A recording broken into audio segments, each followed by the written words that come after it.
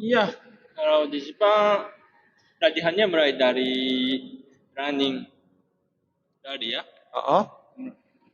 Waktu itu saya lari 5 kilo, satu hari 5 kilo ya. setiap hari tuh 5 Setiap kilo. 5 kilo, habis itu Gila. apa ya, bayangkan, footwork ya. Footwork, bayangan, yang kamu Hmm. pernah tutor ya. Iya, Habis itu habis itu baru drilling. baru drilling. Saya pernah ditolak. Oh iya, mau main. Jadi kamu mau main sama orang gitu ditolak di Jepang. Oh, itu grup kita, kamu nggak boleh ikut. Oh iya, Saya pernah, karena pernah turnamen juga nggak di sini? pernah. Pernah, kalah, kalah Sering udah. kalah, Sering kalah kan? nggak bisa.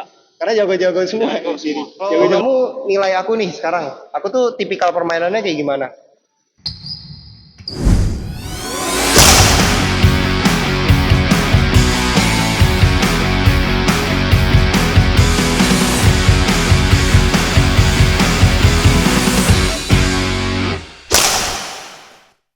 Halo guys, selamat datang kembali di channel saya dan untuk kesekian kalinya saya bikin konten bareng. Ogawa. Nah, nah hari ini tuh sebenarnya gue cuman mau tanya-tanya doang sih, tanya-tanya iseng karena gue nih penasaran sebenarnya Ogawa tuh kan dari Jepang dan gue tuh pengen intip, pengen tahu gitu gimana sih sebenarnya latihan-latihan di Jepang ya Ogawa ya. Habis itu juga gue penasaran kenapa kok bisa di Jepang itu kok dulu kan Jepang itu kan tertinggal jauh dari Indonesia ya bulu tangkisnya. Tapi kenapa kok sekarang bisa maju pesat? Bahkan ganda putrinya tuh bisa nomor satu, unggulan satu gitu, juara-juara terus. Ada pemain single yang bagus juga kemarin Kento Momota, sekarang ada Kodai. Terus di sektor ganda campurannya ada Yuta Watanabe dan siapa Arisa juga yang dia tuh peringkat tiga teratas. Terus juga di double putranya kemarin juga ada Yuta sama Endo yang musuh bubuyutan alaminya Kevin Marcus lah kalau bisa kita lihat. Sebenarnya di Jepang itu latihannya tuh kayak gimana sih? Kalau menurut kamu? Jadi kalau dulu kamu tuh latihan kayak gimana? Sehari satu kali atau sehari dua kali gitu? Latihannya satu hari sekali. Habis sekolah langsung latihan di sama sekolah juga. Sama sekolah ya? Hmm. Nah ini yang menarik nih guys dari Jepang. Jadi kalau di Jepang itu sempat kemarin aku dengar juga dari Ogawa kalau di Jepang itu sekolah dengan latihan itu harus berbarengan. Bener ya? Jadi kamu pulang sekolah berapa jam? Sekolahnya sampai setengah 4. Setengah empat. Terus latihannya sampai jam? Mulainya dari jam 4 sampai setengah 7. Latihannya jam 4 sampai setengah 7. Sekolahnya dari jam berapa pagi sampai jam? Ya, mulainya setengah 9. Setengah 9. Itu kamu jam 4 sampai jam 7 latihan udah ngantuk gimana mau belajar? Ya, harus semangat lah. Harus semangat ya. Cuman dulu kamu pusing nggak tuh ngejar pelajaran sambil bulu tangkis? Ya, pusing, capek. Capek ya? Capek. Capek ya? Kurang sekolah, jam 9, jam 10. Iya. Makanya dia lari ke Indo, guys. Capek di sana. Nah, tapi menariknya nih, guys, kalau di Jepang itu berbarengan, kalau di Indonesia nih nggak berbarengan gitu. Jadi kalau di Indonesia atlet-atlet udah fix pasti nggak sekolah. Ya udah pasti atlet besar kayak Jarum, kayak Tangkas gitu itu udah pasti nggak sekolah. Sekolahnya pun atletnya nyari sendiri gitu. Jadi kamu mau sekolah di mana? Ada beberapa teman-teman gue ngambil paket homeschooling. Ada beberapa lagi teman-teman saya juga itu yang dia kerjasama sama sekolah, termasuk saya. Jadi masuk ke sekolah mana gitu, kita datangnya pas ujian doang, pas UN. Kita datangnya pas UN, cuman kita barter nih. Jadi pada saat kita pertandingan bawa nama sekolah gitu. Cuman kita nggak diwajibkan untuk sekolah gitu. Jadi atlet tuh dapat inilah, dapat khusus gitu di Indonesia. Rahasia umumnya gitu. Terus ada juga yang memang bener-bener nggak sekolah dan nggak punya ijazah, itu sih rada kacau juga. Ada yang begitu. Karena memang di Indonesia itu saingannya memang sulit juga sih, agak berat. Jadi lawan kita aja tuh mainnya sehari dua kali, mereka juga nggak sekolah juga. Makanya kalau kita masih sekolah dan pertandingan, itu kita buat ngalahin musuh-musuh kita yang latihan sehari dua kali itu berat gitu. Makanya kita semuanya seperti itu. Cuman menariknya Jepang dengan pola latihan yang seperti itu tidak seintens di Indonesia lah ya. Bisa maju juga sekarang. Terus kamu biasa tuh di Jepang itu program latihannya kayak gimana? Jadi kalau di Indonesia kan fisik sama tekniknya biasa dipisah gitu kan. Jadi paginya misalnya fisik nih, sorenya teknik, atau paginya teknik nih, sorenya fisik. Kalau di Jepang tuh gimana? Campur semua dong. Iya, kalau di Jepang latihannya mulai dari running tadi ya. Waktu itu saya lari 5 kilo, satu hari 5 kilo ya. Setiap hari tuh 5 kilo. 5 kilo, habis itu apa ya? Bayangkan, footwork ya. Footwork, bayangan, yang kamu pernah tutor ya. Iya. Habis itu baru drilling. baru drilling. Wah, gila juga. Kamu tuh pemain ganda atau single dulu di Jepang? Ya, kalau di Jepang harus dua-duanya, ganda sama single. Oh, di Jepang dua-duanya ya? Harus. Kuasain dua-duanya ya? Pantesan kayak Yuta gitu dulu dia dari pemain single ya? Single dia jago juga. Jago single ya? Dia pemain single terus dia pindah ke double ya? Sekarang aja kadang main, kemarin sempat 2 sektor kan dia. Double sama Endo terus mix sama Arisa gitu ya? Dia single juga jago. Ini juga beda nih guys kalau sama Indonesia. Kalau di Indonesia tuh kita pasti dipisah. Yang sektor tunggal sendiri, sektor ganda sendiri. Kalau di Jepang digabung, wah gila capek. Pusing juga dong itu. Ya, gara-gara itu mungkin fisiknya kuat ya. Fisiknya kuat. Semuanya main single juga. Berarti kamu single double juga? Dulu ya. Tapi kamu lebih suka double kan? Iya. Dua-duanya suka. Dua-duanya suka. Karena kalau menurut aku ya Gawa, beda sih cara mainnya single sama double gitu. Aku kan pemain single. Kalau ketemu ganda yang rapet-rapet banget juga keder juga aku. Yang bener-bener pemainnya rapet-rapet banget tuh keder juga aku. Beda sih cara mainnya emang agak beda sih. Tapi di sana digabung ya. Gabung. Wih menarik juga menarik. Jepang tuh berarti kamu pertandingan ya? Pertandingan antar sekolah ya? Antar sekolah. Bukan antar klub? Antar sekolah. Nah, di Jepang ada 47 kayak kabupaten ya. 47 kabupaten. Jadi dari sekolah yang terbaik diambil buat wakilin kabupaten. Dan turnamen seluruh Jepang, satu kabupaten satu sekolah. Satu kabupaten satu sekolah. Berarti seleksinya antar kabupaten dulu gitu ya. Oh. Kalau di Indonesia, kan kita kan negara yang ini banget ya, gede banget ya. Jadi antar gugus dulu, antar kecamatan, naik lagi antar kabupaten mana antar provinsi, baru antar nasional. Gitu kalau di Indonesia kayak gitu. Jadi tingkatannya tuh banyak. Dan kalau di Indonesia dia fokusnya bukan lebih ke sekolahnya. Ya kamu tahu sendiri kan, lebih ke klubnya. Lebih ke klubnya kalau di Indonesia. Jadi kalau di Jepang malah sekolahnya ya. Jadi ekskulnya tuh udah gila-gila pemainnya ya. Kalau di sini tuh yang ekskul biasa-biasa aja. Jadi kalau kamu nonton di sini pertandingan antar sekolah, memble. Kecuali kamu nontonnya O2SN yang udah nasional gitu, itu baru. Atau udah provinsi juga udah lumayan. Tapi kalau kamu antar sekolah biasa, swasta ngadain itu wah memble. Tapi kalau antar klub di sini wah nggak ada duanya deh, jago-jago semua. Kalau di sana ada klub tapi Nggak ada sama sekali. Nggak ada. Sampai SD. Ya, SMP, SMA nggak ada. Oh, berarti tingkatannya dia antar SD, antar SMP, antar SMA, antar kuliah. Itu pertandingan gedenya tuh antar sekolah semua ya? Sama antar kerja ya?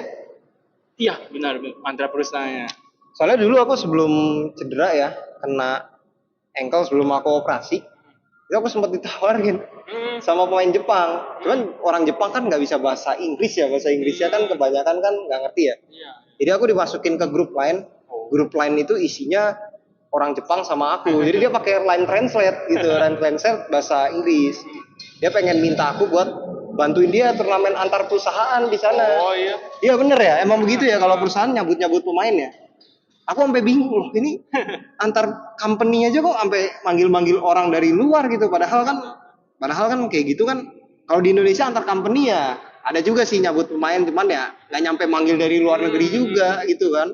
Oh ternyata sebergengsi itu ya kalau turnamen antar sekolah dan perusahaan di sana ya. Kamu udah berapa lama sih di Indonesia, Ogawa? 4 tahun setengah. tahun. 4 tahun setengah. Berarti dari umur berapa kamu ke sini? Dari 23 tahun. Iya. 23 tahun berarti kamu selesai kuliah dong ke sini. Iya, setelah selesai kuliah langsung Selesai kuliah langsung sini. Tapi keluarga masih di sana. masih di sana. Masih di sana. Oh, kamu dulu berarti ke sini belajar bahasa Indonesia terus dulu. Iya. Oh. Terus kesan kamu pas tinggal di sini tuh gimana? Orang-orangnya? Orang tuanya. Enggak, maksudnya orang-orang Indonesia tuh gimana? Ya sangat friendly ya. Friendly ya? Kalau apa ya? Saya bawa raket sendiri, lapangan langsung bisa ikut. Langsung bisa main Bisa, gitu ya? iya, Bisa berbaur ya? Tapi kalau di Jepang, nggak bisa. Saya pernah ditolak. Oh iya? Mau main, jadi kamu mau main sama orang gitu ditolak di Jepang? Itu guru untuk kita, kamu nggak boleh ikut. Oh iya? Saya pernah. Pernah? Berapa kali? Pernah sekali. Iya. Terus kamu trauma gitu? Ya udah trauma sih gua. Trauma, aku nggak mau ajak main orang Jepang lagi gitu. Terus society ya gitu. Oh, dia terlalu kotak-kotakan gitu ya. Kalau di sini kan sama siapa aja kamu bisa ngobrol kan. Nah, kamu udah pernah jajal mana aja sih main di sini? Pernah jajal tuh maksudnya kamu pernah main kemana aja sih di Indonesia? Pernah ke lapangan mana aja? Wah. Ya, lumayan banyak ya. Banyak juga ya. Tapi menurut kamu gimana sih di Indonesia tuh skillnya gimana? Skillnya bagus. Bagus ya? Bagus banget. Jago-jago semua ya? Iya, nggak kayak Jepang sih. Oh, Jepang nggak gitu ya? Jepang ya, Masih jauh lah ya. Ya orang Indonesia tuh ya sekedar buat kamu tahu aja Ogawa. Jadi di Indonesia tuh terkenal karena bulu tangkis. Jadi kalau kita ke negara mana terus kita bilang kita ke lapangan badminton nih. Misalkan kita ke Korea nih, terus kita ke lapangan badminton. Terus kita ditanyain, "Kamu dari mana?" "Saya dari Indonesia." Orang-orang di lapangan itu pada takut semua sama kita. Nah udah terkenal, wah kalau Indonesia pasti jago gitu kan, pasti jago. Kalau menurut kamu tipikal permainan Indonesia tuh kayak gimana gitu ya? Kayak Kalau kamu kan nyerang nih, orang Jepang kan smash terus. Kalau orang Indonesia tuh mainnya kayak gimana? Kan tiap negara kan beda-beda. Kalau India dia footworknya agak lain sendiri, jangka-jangka panjang gitu kan, latihannya sambil kayak joget-joget gitu. Kalau di sini menurut kamu gimana nih? Indonesia mainnya lebih santai ya, Lebih santai ya? Tiba-tiba bisa cepat, tiba-tiba bisa apa ya? Oh, dia main tempo ya? Iya, temponya bisa berubah orang Indonesianya. Oh, dari yang cepet terus jadi lambat Iya, gitu orang ya. Jepang itu susah. Oh, orang Jepang susah ya? Orang Jepang susah. Orang Jepang kalau udah cepet terus kan. Biasanya tuh tipikal pemain depan kan cepet segaris. Cepet segaris tuh jadi gini kan. Jarang banget yang kayak ngilang-ngilang kayak Yuta gitu ya. Makanya dia agak spesial ya sebenarnya di sana ya. Dia spesial ya. Karena yang lain-lain tuh perasaan mainnya tuh nutup-nutup datar kan, kalau dia ngilang-ngilang gitu kan, ngilang angkat. Cuman kira-kira kamu pernah turnamen juga nggak di sini? Pernah sering kalah kan? Nggak bisa. Karena jago-jago semua di sini. Jago-jago. Kalau kamu di Jepang udah juara? Ya enggak sih, tapi di sini lebih berat daripada Jepang. Sini jauh lebih berat ya. Jauh. Kalau kamu nilai aku nih sekarang, aku tuh tipikal permainannya kayak gimana? Tipikalnya teknik ya, tekniknya bagus ya. Tekniknya bagus, Widi. Smashnya nggak kencang. Smashnya nggak kencang tapi tekniknya bagus. Tekniknya bagus, wih. Kalau kamu kebalikannya, smashnya kenceng ya. Tekniknya bagus. Berarti kita kalau putter cocok sebenarnya. Cocok. Ya kalau aku masih bisa main sih cocok ya. Cocok.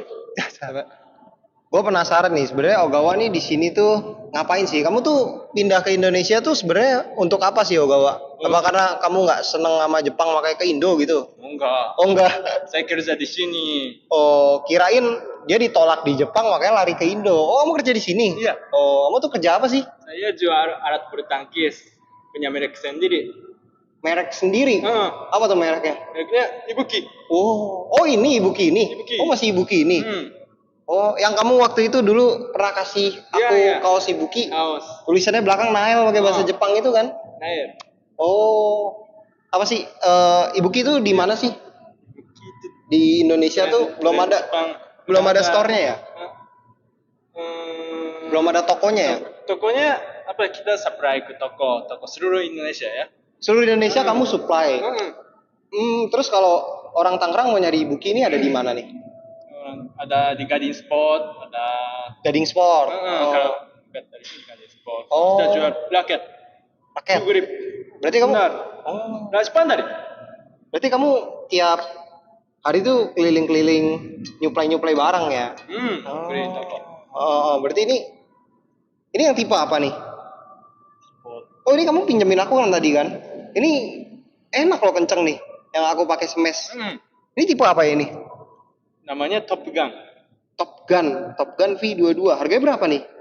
Ini 990. 900, tapi bahannya bagus ya? Jepang Carbon. Jepang Karbon.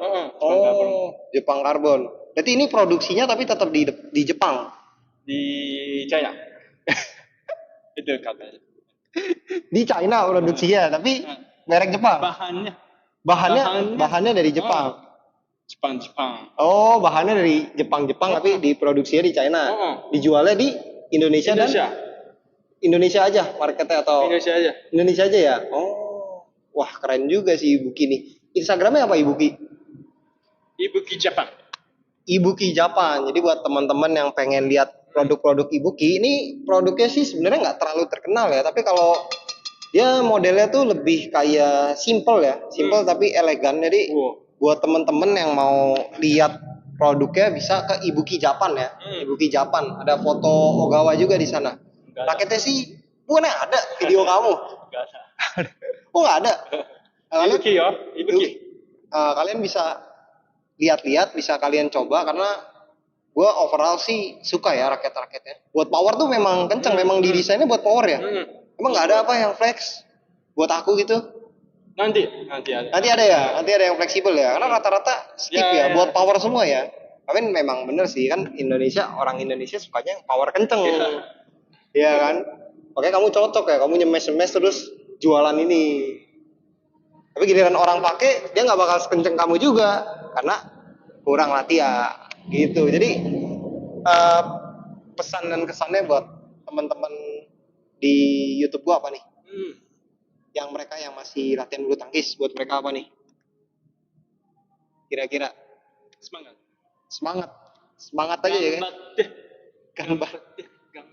Ganbate itu semangat ya? Semangat. Oke, ganbate guys.